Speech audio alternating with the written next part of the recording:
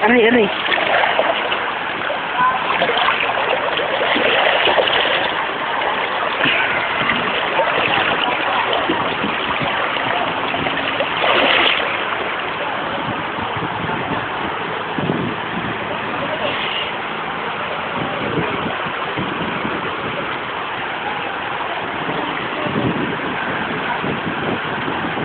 It's like a terrible sea.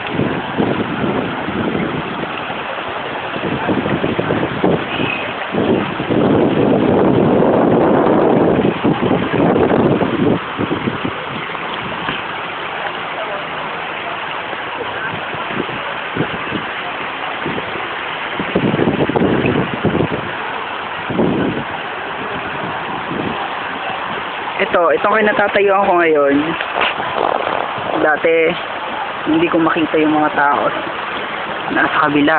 Ngayon halos ka-level na ng tubig yung pader. Ayan, ganyan po yung nangyari sa lugar ng Panyugan. Itong kinukunin ko ngayon, ito yung Rural Health Unit ng Kanyugan, Galumpit, Bulacan. Napakataas ng lugar na yan. Ngayon inabot na siya ng baha, yung pinaka-part floor niya.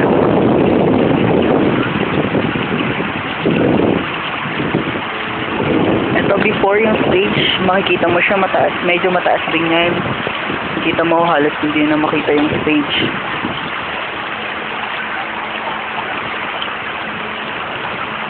Hindi mo na talaga siya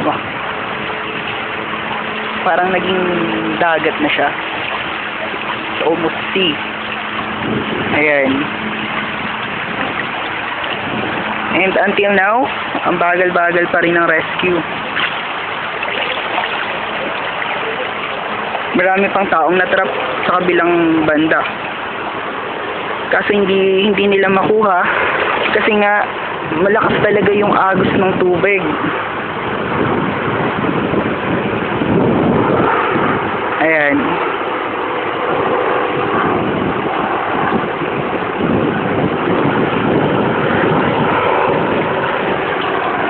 Ito, before itong kinukunan kong to, ayan, ito, yan.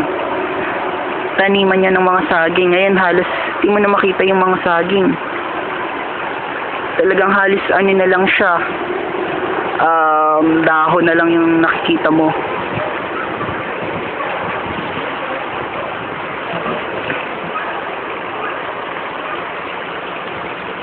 Ayan, sa banda doon, yung puno ng akasya. Na-wash out na yung gate. Ayan, bumukas na sa lakas talaga ng current ng tubig. Agos niya, yun ang nagpapahirap sa mga rescuer para makuha yung mga dapat pang i-rescue.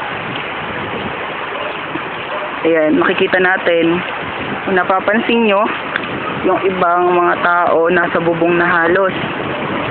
Talagang yung kabuuan ng kanilang bahay, nilamon na rin ng tubig. Ayan. At itong bahay na to, bahay ng barangay captain ng Kanyugan. Ayan. Halos lubog na rin siya. Halos yung bakod niya, yung gate niya, nalamon na rin ng tubig.